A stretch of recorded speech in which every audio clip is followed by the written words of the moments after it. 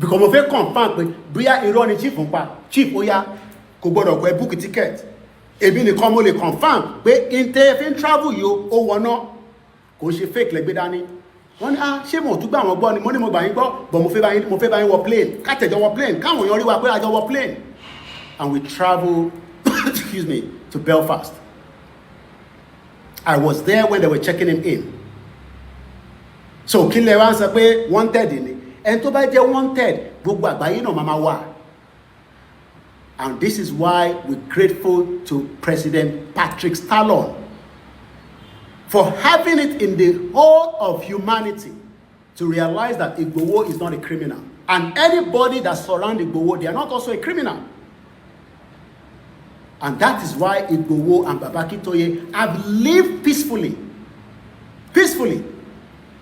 in Benin Republic. Every time he's around until he returns back